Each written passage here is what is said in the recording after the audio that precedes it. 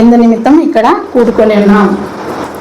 ఉపవాస ప్రార్థనలు 5వ నెలలో ఉపవాస ప్రార్థనలు చేయడానికి దేవుడు ఇచ్చిన అవకాశాన్ని బట్టి దేవుణ్ణి ఎంతగానో స్తుతిస్తున్నాం. చూడండి, జకర్యా గ్రంథం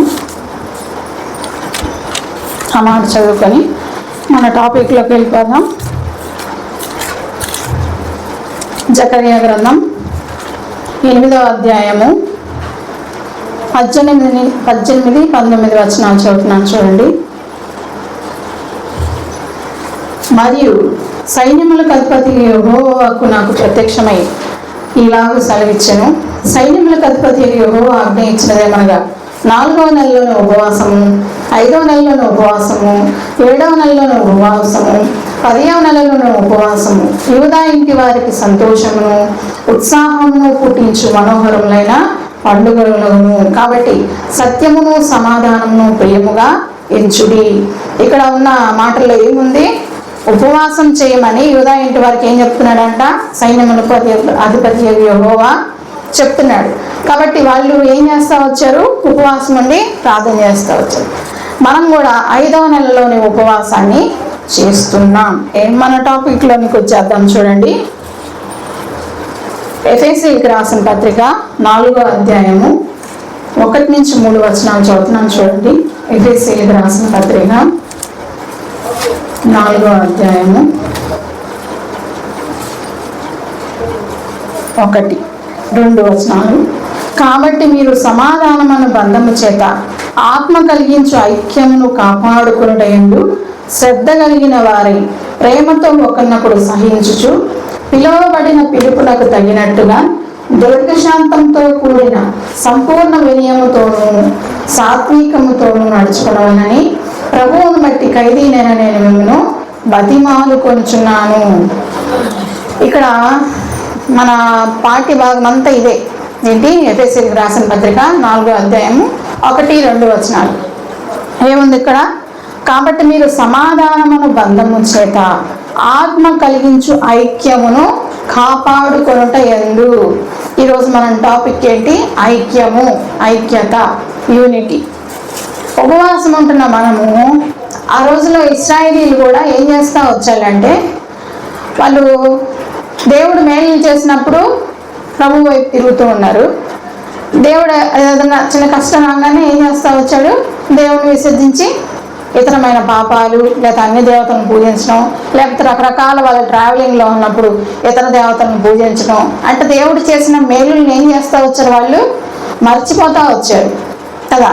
కాబట్టి మనం కూడా మనుషులంగా సాధారణంగా మనకు కలిగే శోధనలో, లేకపోతే ఇరుకుల్లో, ఇబ్బందుల్లో మనం కూడా ప్రభువుని ఏం చేస్తాం? ఒక్కోసారి దూరం అవుతూ ఉంటాం.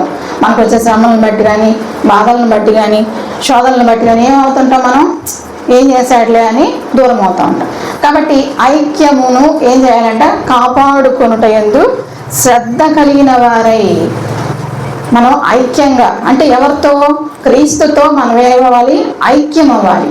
అంటే మనకి ఏ శ్రమ వచ్చినా, మనకి ఏ ఇబ్బంది వచ్చినా, అది అనారోగ్యమైన, కష్టమైన, నష్టమైన, ఇంకేదైనా అపోజిట్ పౌలు చెప్తాడు కదా, ఏమని చెప్తాడు? నేను అత్యధికంగా హెచ్చిపోకుండా నిమిత్తం నాకు ఒక ముళ్ళు ఉంచబడిను, కాబట్టి నా కృప నీకు చాలును. అట్లాంటి స్టేజ్కి మనం వెళ్ళిపోవాలి విశ్వాసంగా. అట్లాగా దేవునితో మనకేముండాలి? ఐక్యత. ఈరోజు మన టాపిక్ ఏంటి? ఐక్యత. ఐక్యత కలిగి ఉన్నప్పుడు దేవునితో, దేవుడు ఏం చేస్తాడు? మనం ఏది కావాలన్నా మనం అడగక మునిపే ఆయన అక్కడగా ఉన్నవన్నీ ఏం చేసేస్తాడు? ఇచ్చేస్తాడు ఆటోమేటిక్గా. కాబట్టి పరలోకపు తండ్రి, ఈ లోకపు తల్లిదండ్రులు వాళ్ళ పిల్లలకు కావాల్సినవి ఏది అడిగితే అది ఇవ్వడానికి ఏం చేస్తుంటారు? వెంటనే ఇచ్చేస్తుంటారు. అంతా ప్రేమ. కాబట్టి మన పరలోకపు తండ్రి కూడా మనల్ని ఆయన రక్తంతో ఏం చేశాడు? కడిగాడు. కాబట్టి మనం ఆయనతో ఐక్యతగా ఉంటే ఏం చేస్తాడు? ఆయన ఏది అడిగినా వెంటనే ఇచ్చేస్తాడు అనమాట. అంటే ఇంకా అందులో ఒకవేళ అది నీకు కొంత ఇబ్బంది అనుకుంటే ఆయన ఏం చేస్తాడు? కొంత ఆపి అయినా కానీ ఇస్తాడు. ఖచ్చితంగా దేవుడైతే మనకి ఖచ్చితంగా మేలు చేస్తాడు, ఆశీర్వాదాన్ని ఇస్తాడు. కానీ కొంత టైం పీరియడ్ ఏంటి? మనకి శ్రమ అనేది ఉంటుంది. ఆ శ్రమను మనం ఏం చేయాలి? స్టెప్ బై స్టెప్ ఎక్కుకుంటా విశ్వాసంలో మనకి పరీక్ష అన్నమాట. కాబట్టి ఈరోజు మన యొక్క టాపిక్ ఏంటంటే ఐక్యత. సంఘంలో ఐక్యత, దేవునితో ఐక్యత. కాబట్టి ఈ రెండు ఉన్నప్పుడు విశ్వాసమైన మనం ఏం చేస్తామంటే చాలా బలముగా ఉంటాం. కాబట్టి ఐక్యతను ఏం చేయాలంట? కాపాడుకొనుట యందు శ్రద్ధ కలిగిన వారే. శ్రద్ధ ఉండాలి. దేవునితో మనకి ఐక్యత, లేదా బంధువులతో ఐక్యత, విశ్వాసంతో ఐక్యత, సంఘంతో ఐక్యత. ఈ ఐక్యత అనే మాటను మనం ఏం చేయాలి? దాన్ని అంటి పెట్టుకొని అన్వయించుకుంటూ ముందుకెళ్ళాలి. కాబట్టి అది ఎంత శ్రమ ఇబ్బంది అయినప్పటికీ కూడా ఐక్యతను ఏం చేయకూడదు? త్రోసి వేసుకోకూడదు, తృణీకరించకూడదు, అసమాధానంగా ఉండకూడదు. దేవుడు ఏ విధంగా పిలిచిన పిలుపుకు తగ్గినట్టుగా ఆయన దీర్ఘశాంతం చూపిస్తున్నాడు. మనం కూడా ఆత్మ ఫలాలన్నింటిలో ఒకటైనా మనం అన్వయించుకోవాలి జీవించినంతకాలం. అప్పుడే మనకి పరలోకం స్వాస్యంగా ఇయ్యబడుతుంది. కాబట్టి దేవుడిచ్చిన ఘటాన్ని, అంటే మన శరీరాన్ని జాగ్రత్తగా ఏం చేయాలి? కాపాడుకోవాలి. అసలు ఉపవాసం ఎందుకు ఉపవాసం ఉంటారు అంటే మన ఆత్మను ఉజ్జీవించుకోవడం కోసం. మనం ఇప్పుడు ఉదాహరణకి మీరు కొన్ని యూట్యూబ్లో వీడియోస్ చూస్తే ఏమంటున్నారు? ఇన్ని రోజులు ఎక్కువ ఉపవాసం ఉంటే క్యాన్సర్ కణాలు కూడా అంట చనిపోతాయి అంట. అట్లాగా ఉపవాసం ఉంటే మన శరీరానికి కూడా ఏంటంట? ఆరోగ్యం. అట్లాగా ఉపవాసం మనం ఆత్మీయంగా ఉన్నప్పుడు మన ఆత్మకు కూడా ఏంటి? ఉజ్జీవంగా ఉంటుంది, సంతోషంగా ఉంటుంది. అర్థమవుతుందా? అందుకనే ఉపవాసం ఉండి ప్రార్థన చేసినప్పుడు అక్కడ ఏం చెప్పాడు జకర్యా గ్రంథంలో? మనోహరమైన పండుగలను. పండుగ వచ్చినప్పుడు మనకి ఎట్లా సంతోషంగా ఉంటుంది? చాలా సంతోషంగా ఉంటుంది, ఉత్సాహంగా ఉంటుంది, ఎక్కడ లేని ఆనందం వస్తుంది. కొత్త బట్టలు వేసుకోవాలి, లేదా బంధువులు వస్తారు, సంతోషంగా సమాధానంగా ఉంటామని పండుగలాగా చేసుకుంటాం. అట్లాగా ఆ దీర్ఘశాంతంతో కూడిన పిలుపు తగినట్టుగా మనం ఏం చేయాలంట? కాపాడుకోవాలంట. ఐక్యతను ఏం చేయాలి? కాపాడుకోవాలి. కాపాడుకుంటే శ్రద్ధ కలిగి ఉండాలి. మన టాపిక్ ఏంటి ఈరోజు? ఐక్యత. ఎవరితో ఐక్యత? దేవునితో ఐక్యత. నేను నా దేవుడు. కాబట్టి ఇక మధ్యలో ఎన్ని శ్రమలు వచ్చినా కానీ వాటిని అన్నిటిని మనం ఏం చేయాలి? తోసేసుకుంటా వెళ్ళిపోవాలి. ఎందుకు? మన గురి గమ్యం ఏంటి? పరలోకం వెళ్ళటమే. కాబట్టి ఉపవాసం నుండి ప్రార్థన చేసినప్పుడు జరగనంటూ ఏమీ లేదు. కొన్ని వాక్యాలు చూసినాక మనం ఉపవాసం నుండి ప్రార్థన చేసిన వాళ్ళ యొక్క ప్రార్థన ఏ విధంగా దేవుడు విని గొప్ప కార్యం చేశాడో చూద్దాం. యోహాను సువార్త 17వ అధ్యాయంలో కూడా యేసు ప్రభు వారు చాలా సందర్భాల్లో తండ్రితో చెప్తాడు. ఏమని? తండ్రి, నేను నువ్వు ఏకమై ఉన్నలాగునా. ఏంటంట? నేను నువ్వు ఏంటి? ఏకమై ఉన్నలాగునా. కాబట్టి మనం ఏమవ్వాలంట? తండ్రితో దేవునితో ఏకమవ్వాలంట కదా. అట్లా ఏకమైతే ఏం చేస్తాడు ఆయన? ఖచ్చితంగా మనల్ని ఆశీర్వదిస్తాడు. ఆశీర్వదించడం అయితే ఖాయమే, కానీ మనం ఆయనతో ఐక్యమై ఉన్నామా లేదా? లేదా చిన్న చిన్న శ్రమలకే, ఇబ్బందులకే, కష్టాలకే దేవుణ్ణి విడిచిపెట్టే వాళ్ళంగా. అంటే దేవుడిని విడిచిపెట్టడం అంటే ఏదో పెద్ద పెద్ద కాదు. వాక్యం చదువుకోవడం, ప్రార్థన చేసుకోవటం, ఇవే. ఏం చేయటం? వాక్యం చదువుకోవటం, ప్రార్థన చేసుకోవటం. ఈ రెండే దేవుని వదిలేయటం. అప్పుడు ఈ రెండు ఉంటే అప్పుడు మనకేముంటుంది? ఆయనతో ఐక్యత ఉంటుంది. ఈ రెండు ఖచ్చితంగా ప్రతి విశ్వాసికి ఉండాలి. అప్పుడే దేవునితో ఏముంటుంది? మనకి ఐక్యత ఉంటుంది. ఆ ఐక్యతను మనం ఏం చేయాలి? జాగ్రత్తగా మనం చనిపోయే వరకు దాన్ని కాపాడుకుంటూ ఉండాలి. ఒక మాట ఉంటుంది కదా, అంతం వరకు సహించిన వాడు ఏమవుతాడంట? రక్షింపబడను. అంతం వరకు మనం సహించాలి. ఎందుకు? పరలోకం అనే ఒక గొప్ప ప్రతిఫలాన్ని పొందుకునే వరకు మనం ఈ పోరాటంలో ముందుకెళ్తూనే ఉండాలి. చదువుకున్న పిల్లవాడు ఏమనుకుంటాడు? నాకు జాబ్ రావాలని ఆశపడి చదివి ఉద్యోగం సంపాదించుకోవడం, అదే కదా. కాబట్టి ఆత్మీయమైన యాత్రలో మనం కూడా ఒక బహుమానం, ప్రతిఫలం, కిరీటం పొందుకోవాలంటే ఏం చేయాలి? పోరాడాలి. శరీరంతో పోరాడాలి, ఆత్మతో పోరాడాలి. అట్లా పోరాటం చేసి పరలోకాన్ని మనం స్వతంత్రించుకోవాలి. చదువుతున్నాను చూడండి, 17వ అధ్యాయం యోహాను సువార్త 22వ వచనం.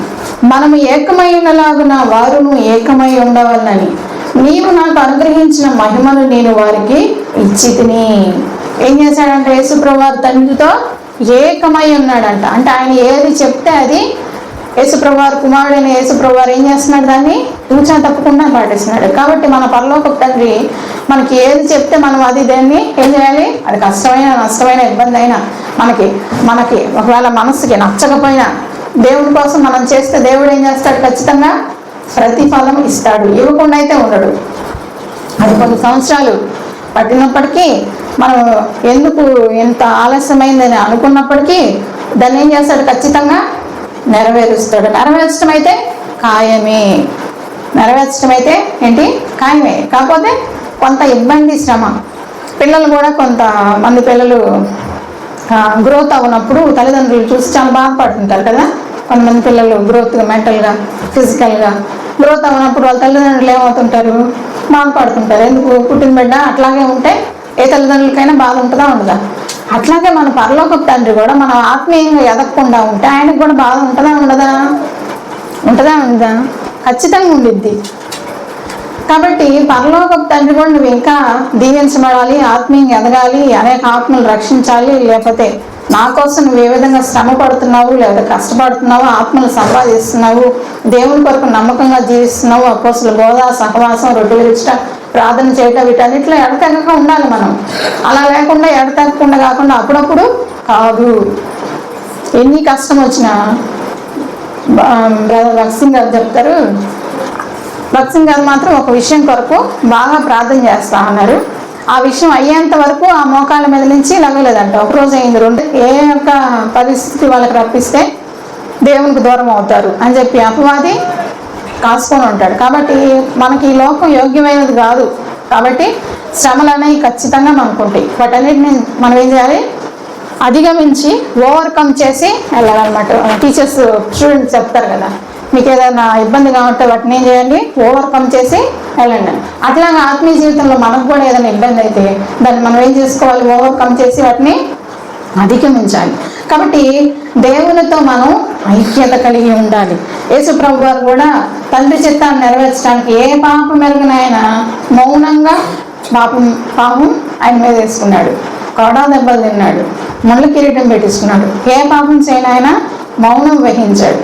అంతగా ఆయన తగ్గించుకొని ఆయనతో పాటు ఎలా ఉన్నాడంట? ఏకమై ఉన్నలాగున. కాబట్టి ఈరోజు నువ్వు కూడా ప్రార్థించబోయే మనం ఎలా ఉండాలంట?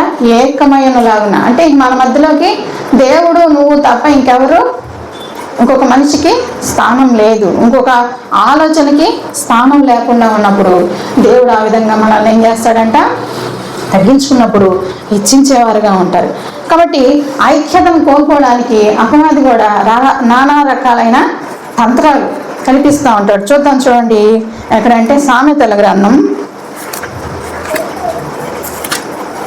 ఎందుకంటే మనం ఈ లోకంలో ఉన్నాం కాబట్టి అపవాది కూడా అట్లాగే మనకి రకరకాల ఉచ్చులు పెడుతుంటాడు. వాటిని మనం గ్రహించుకొని ఏం చేయాలి? వాటిని ఓవర్కమ్ చేయాలి. ఇది ఎందుకు వచ్చిందని 6వ అధ్యాయంలో చూస్తే ఎక్కడంటే 16, 17, 18 యెహోవాకు అసహ్యమైన 6 కలవు, 7 ఆయన హేములు, అవేవనగా అహంకార దృష్టియు, కలలాడు నాలుకయు, నిరపరాధ చంపు చేతులను, దుర్యోచనలు యోచించు హృదయమును, కీడు చేయుటకు త్వరపడి పరిగెత్తు పాదమును, లేని వాటిని పలుకు అబద్ధ సాక్షియు.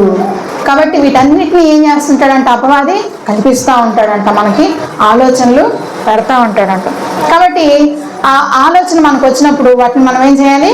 ఓవర్కమ్ చేయాలి. ఇది మనకు వచ్చింది కాబట్టి వీటన్నింటిని ఏం చేయాలి? అధిగమించాలి. అధిగమించి ప్రభువుకు అప్పగించినప్పుడు మనకి ఇబ్బందిగానే ఉంటుంది, కష్టంగానే ఉంటుంది. కాబట్టి మనం వాటిని ఏం చేయాలి?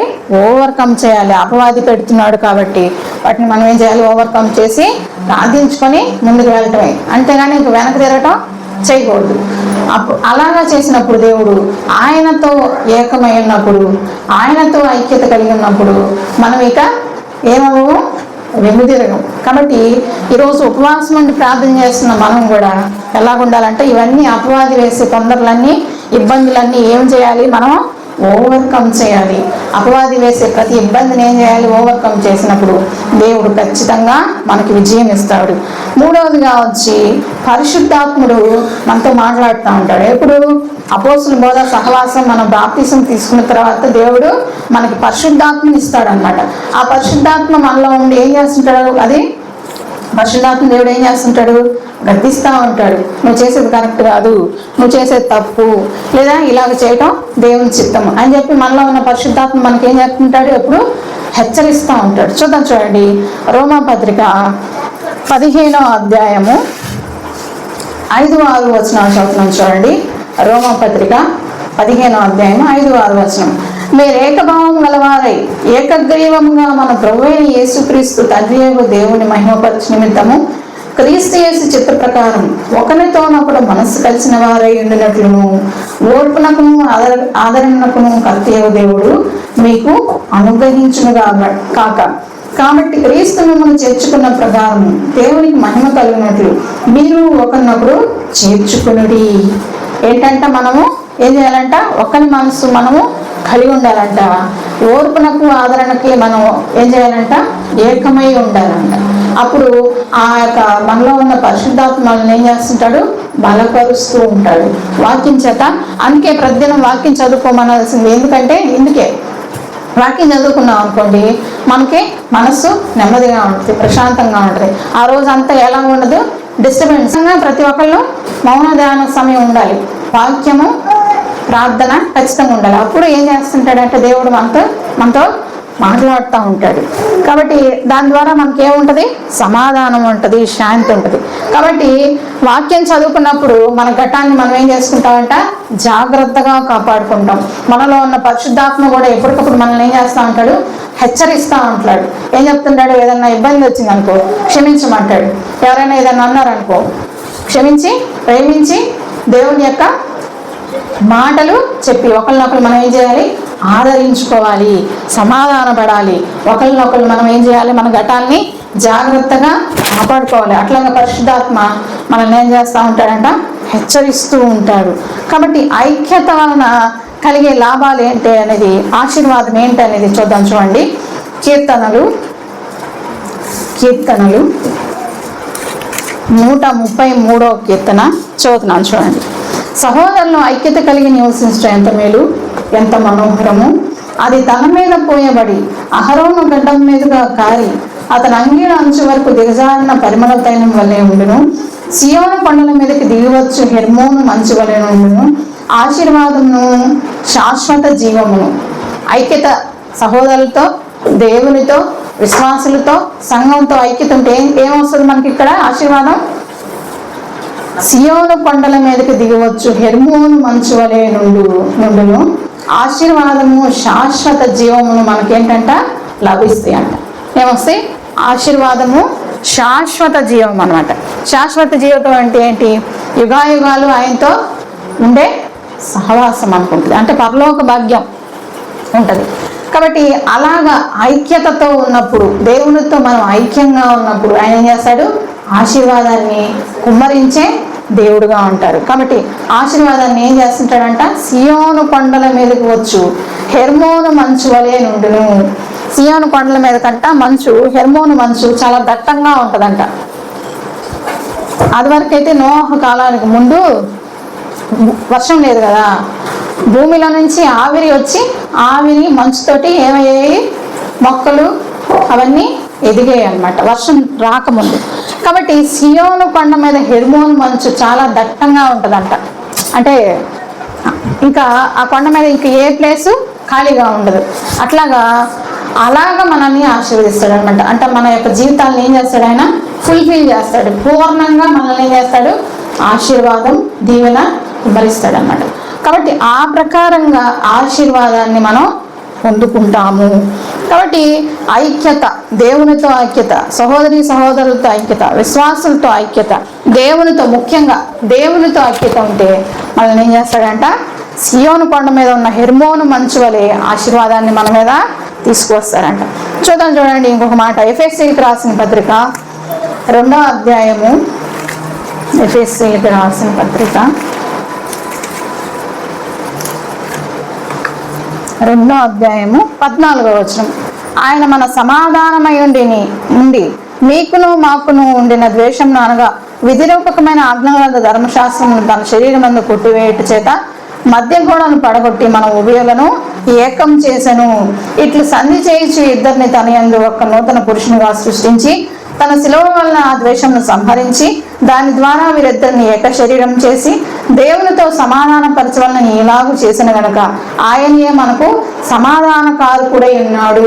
ఐక్యత, ఏకమవ్వటం, ఇవన్నీ ఉన్నప్పుడు ఏం చేస్తాడంట? దేవుడు సమాధానాన్ని ఇస్తాడంట, ఆశీర్వాదాన్ని ఇస్తాడంట. కాబట్టి మనం కనాను దేశం గురించి కూడా ఇశ్రాయేల్ ప్రజలు వెళ్తా ఉన్నప్పుడు అసలు కనాను దేశం ఎలా ఉంటుంది అంటే ఒక ఆయన ఇంకా పాలు, అంజూర పాడలు, ఇంకా సమృద్ధి. కనాను దేశం అంటే ఏంటి? సమృద్ధి.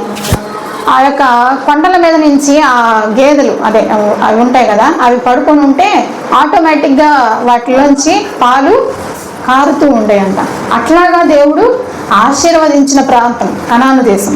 కాబట్టి అట్లాగే మనల్ని కూడా దేవునితో ఐక్యత కలిగి ఉంటే, దేవునితో ఏకమై ఉంటే ఆయన మనల్ని ఏం చేస్తాడంట? హెర్మోను మంచు వల్ల ఏ విధంగా దట్టంగా సీయోను కొండను కమ్మి ఉందో అట్లాగా మనల్ని కూడా ఏం చేస్తాడంటే ఆయన ఆశీర్వదిస్తాడు, నిత్య జీవం ఇస్తాడన్నమాట. ఆ జీవాన్ని మనం ఎల్లప్పుడూ కాపాడుకొనుట మన ఘటాన్ని ఏం చేయాలంటే జాగ్రత్తగా కాపాడుకోనాలి. చూడండి యోనా గ్రంథం. యోనా కూడా ఎవరు? ప్రవక్త. యోనాకి ఏం చెప్పాడు దేవుడు? అయ్యా నువ్వు నినివేకి వెళ్ళి నువ్వు సువార్తను ప్రకటించు, నినివే పట్టణస్తుల మీదకి ఏం కలుగుతుంది? దుర్గతి రాబోతుంది, వాళ్ళందరూ నశించుకోబోతున్నారు, వాళ్ళ మీదకి గొప్ప ఉపద్రవం రాబోతుంది వెళ్ళమన్నప్పుడు తన సొంత ఆలోచనతో అప్పటి వరకు దేవునితో ఐక్యంగా ఉన్న యోన ఏం చేశాడు? ఒక్కసారిగా ఏమైపోయాడు? వేరుపడి ఏమైపోయాడు? యోన తర్షీషు పట్టణానికి వెళ్దామని ఓడెక్కాడు. మీకు తెలుసు కాబట్టి నేను కొంచెం ఫాస్ట్గా చెప్తున్నాను, చదువుతున్నాను. చూడండి, యోనా గ్రంథము 1వ అధ్యాయము 4వ వచనం. అయితే యెహోవా సముద్రం మీద పెద్ద గాలి పుట్టింపగా. అంతకుముందే యోనాకు చెప్పాడు 3 వచనాల్లో ఏమని? యోనా నువ్వు వాళ్ళకి నినివే పట్టణస్తులకి ఈ విధంగా దుర్గతి కలగబోతుంది కాబట్టి. అంతవరకు దేవునితో ఐక్యంగా ఉన్న యోనా ఏమైపోయాడు? ఒక్కసారిగా అమ్మో అక్కడికి వెళ్తే వాళ్ళు నన్ను చంపేస్తారేమో అని చెప్పి భయపడి తర్షీష్కి వెళ్ళే ఓడ ఎక్కాడు. అప్పుడు దేవుడు ఊరుకుంటాడా? దేవుడు ఒక మాట మనకు చెప్పాడు అనుకోండి, అది మనం చేయలేదు అనుకోండి, దేవుడు చూస్తాడు కొంత టైం తర్వాత ఏం చేస్తాడు? దాన్ని చెక్ పెడతాడు అనమాట. మనంతట మనమే అది తెలుసుకునేటట్టు చేస్తాడు. యోనాకు కూడా అట్లా చేశాడు. ఏంటి? గొప్ప తుఫాను రేగి సముద్రం మీద పెద్ద గాలి పుట్టింపగా గొప్ప తుఫాను వచ్చింది. మామూలు తుఫాను కాదు, మనకు వచ్చింది కదా కొంతమేర తుఫాను, దానికి మనం ఎట్లా ఇబ్బందులు పాలయ్యాం. గొప్ప తుఫాను అంటే ఇక వాళ్ళకి ఎటు పోవటానికి దారి కనిపించడదు, అంతే కదా. మనం కూడా మనకున్న సమస్యలను బట్టి ఇబ్బందులను బట్టి మనం ఈ సమస్యల నుంచి ఎటు వెళ్ళాలి, ఎటుపోవాలి అని మనకు అర్థం కాదు. అప్పుడు అది సమస్యల తుఫాను లాగా మనకు అనిపిస్తుంది. కాబట్టి ఈ గొప్ప తుఫాను ఏం తుఫాను? చిన్న తుఫాను కాదు, లేకపోతే చిన్న గాలి కాదు, పెద్ద గాలి, గొప్ప తుఫాను. కాబట్టి బైబిల్ చదివేటప్పుడు మనం ఈ యొక్క వచనాలంట మనం జాగ్రత్తగా అన్వయించుకుంటూ పరిశీలించుకుంటూ చదవాలంట. తుఫాను చిన్నది కాదు, గొప్ప తుఫాను. అంటే ఇంకా వాళ్ళందరూ పడవలో ఉన్న వాళ్ళందరూ ఏమైపోయే వాళ్ళే మొత్తం చనిపోయేవాళ్ళు. ఆ ఓడలో ఉన్న వాళ్ళు ఏమనుకుంటున్నారు? ఇది ఎవరి వల్ల వచ్చింది అని చెప్పి ఒకరికొకళ్ళు ఏం చేసుకుంటున్నారు? చెక్ చేసుకుంటున్నారు. అప్పుడు ఆ ఓడ నావికుడు ఏమన్నాడు? చీట్లు వేద్దాం, ఎవరి గురించి ఇది వచ్చిందో చీట్లు వేద్దాం అన్నప్పుడు ఎవరి మీద వచ్చింది చీటి? యోనా మీద వచ్చింది. అప్పటి వరకు దేవునితో ఐక్యంగా ఉన్నవాడు, దేవునితో ఏకమై ఉన్న యోనా ఒక్కసారిగా ఏం చేసుకున్నాడు? సొంత నిర్ణయం వల్ల దేవునికి వేరుపడ్డాడు అన్నమాట. కాబట్టి దేవుడు ఏం చేశాడు? గొప్ప తుఫానుకు అప్పగించాడు. వెంటనే చీటి యోనా మీద పడినప్పుడు పోయి నిద్రపోతా, నువ్వేం చేసావు, ఎందుకు ఈ ఉపద్రవం వచ్చింది, నువ్వేమైనా తప్పు చేసావు అన్నప్పుడు వెంటనే యోనా ఏమన్నాడు? నేను పలానా తప్పు చేశాను, నన్ను తీసుకెళ్ళి సముద్రంలో వేయమన్నప్పుడు. కాబట్టి అప్పటి వరకు యోనాకి దేవునితో ఐక్యత ఉంది, ఏకమై ఉన్నాడు. నేను నా దేవుడు అన్నట్టుగా ఉన్న యోనా వెంటనే ఎవరన్నా ఏదైనా చేసి చంపేస్తారనే ఒక్క ఇబ్బందితోటే ఒక్కసారిగా వేరుపడ్డాడు. వెంటనే దేవుడు ఒక కఠినమైన శిక్ష వేసినప్పుడు తన తప్పు తెలుసుకొని పశ్చాత్తాపడి తిరిగి వాళ్ళకి చెప్పినప్పుడు వాళ్ళు సముద్రంలో వేసినప్పుడు సముద్రంలో గొప్ప మత్స్యం ఒకటి యోనాని మృంగవల్ని దేవుడు అని ఆజ్ఞ ఇచ్చాడు. యోనా ఆ మత్స్యం కడుపులో ఉన్నాడు. మత్స్యం అంటే చాలా పెద్దది కదా. ఆ మత్స్యం ఒక మనిషిని మింగిందంటే రోజుకి సుమారు ఎన్ని టన్నుల చేపలు తింటది కదా. వాటన్నిటిని డైజెస్ట్ చేసుకోవాలి. పాపం ఈ యోనా వల్ల మత్స్యానికి కూడా ఫాస్టింగే కదా. యోనాకి ఫాస్టింగ్, మత్స్యానికి ఫాస్టింగ్ కదా. కాబట్టి మాట వినుంటే యోన దేవునితో ఐక్యతగా ఉండు దేవుని పని చేయమన్నప్పుడు అక్కడికి వెళ్ళి ఉంటే బాగానే ఉండేది. కానీ యోన అలా వెళ్లకుండా సొంత నిర్ణయం తీసుకున్నాడు. కాబట్టి వెంటనే తర్షీష్కి వెళ్ళాలన్నప్పుడు దేవుడు గొప్ప తుఫాన్ రప్పించాడు. మామూలు తుఫాన్ కాదు, గొప్ప తుఫాన్. కాబట్టి ఆ మత్స్యం మింగినప్పుడు ఆ మత్స్యం కడుపులో నుండి 2వ అధ్యాయం చదువుతున్నాను చూడండి. ఆ మత్స్యం కడుపులో నుండి యోనా యెహోవాను ఈలాగున ప్రార్థించను, నేను ఉపద్రవంలో ఉండి యెహోవాకు మనవి చేయగా ఆయన నాకు ప్రత్యుత్తరం ఇచ్చాను. పాతాళ గర్భం నుండి నేను కేకలు వేయగా నీవు నా ప్రార్థన అంగీకరించి ఉన్నావు. మనం చెప్పుకుంటున్న టాపిక్ ఏంటి? ఐక్యత, దేవునితో ఐక్యత. కాబట్టి యోనా దేవునితో ఐక్యంగా ఉన్నవాడు. ఒక్కసారిగా సొంత ఆలోచన చెప్పినప్పుడు దేవుడు మత్స్యానికి అప్పగించాడు. అప్పుడు ఏమని ప్రార్థన చేస్తున్నాడు చూడండి, నేను ఉపద్రవంలో ఉండగా యెహోవా నా మనవి ఆలకించాను, నా ప్రార్థన అంగీకరించను అన్నప్పుడు దేవుడు వెంటనే ఆ పశ్చాత్తాప హృదయాన్ని చూసి ఏం చేశాడు? తిరిగి మరలా దేవునితో ఐక్యతను ఏం చేసుకున్నాడు? యోనా కలుగు చేసుకున్నాడు. కాబట్టి అందువల్ల దేవుడు ఏం చేశాడు? 10వ వచనం చదువుతున్నాను చూడండి, 9-10. కృతజ్ఞతాస్తుతులు చెల్లించి నేను నీకు బలులను అర్పించను, నేను మొక్కుబడులను చెల్లింపక మానను, యెహోవా యొద్దనే రక్షణ దొరుకునని ప్రార్థించను. అంతలో యెహోవా మత్స్యం నాకు అగ్ని నేల మీద కక్కి వేసాను. 3వ అధ్యాయం. అంతటి యెహోవాకు 2వ మారు యోనాకు ప్రత్యక్షమై సెలవిచ్చినదేమనగా, నీవు లేచి నినివే మహాపురమునకు పోయి ఏం చేయాలి? 4వ వచనం. యోనా ఆ పట్టణంలో ఒక దిన ప్రయాణ దూరం అంత సంచరించు ఇక 40 దినములకు నినివే పట్టణం నాశనం ప్రకటన చేయగా నినివే పట్టణపు వారు దేవుని యందు విశ్వాసం నుంచి ఉపవాస దినము పాటించి గనులేని అల్పులను అందరూ గోనె పట్ట కట్టుకుని యోనా వెళ్ళి అక్కడ చెప్పినప్పుడు ఏం చేశారు? అందరూ కూడా ఐక్యతతోటి ఉపవాసం ఉండి ప్రార్థన చేశారు.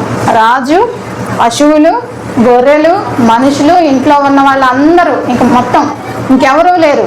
అందరూ ఐక్యంగా ఏం చేశారు? ఉపవాసం ఉండి ప్రార్థన చేసినప్పుడు నినివే పట్టణానికి వస్తానన్న దుర్గతి దేవుడు ఏం చేశాడు? రప్పించకుండా మానివేశాడు.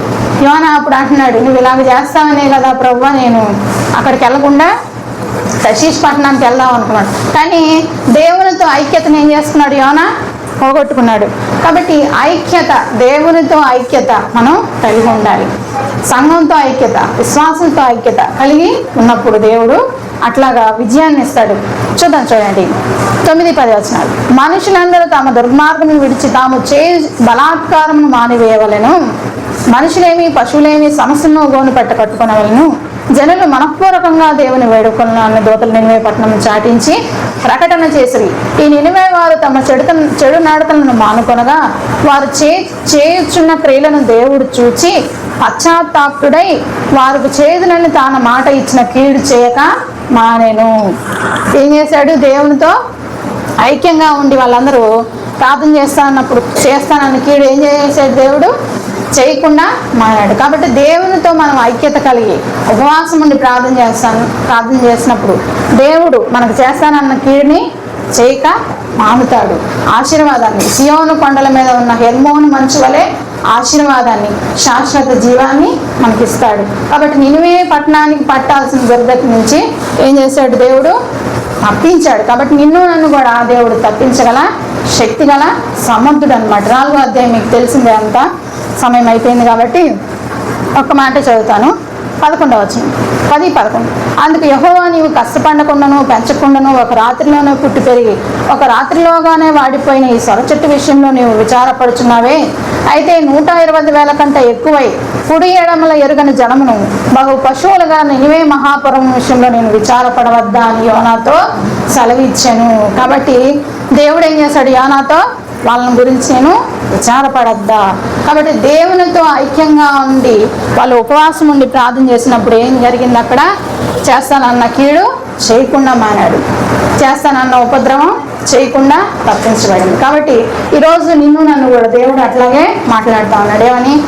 చేస్తానన్న కీడు చేయకుండా మానుతాను. కాబట్టి నువ్వు నాతో ఏమవ్వాలి?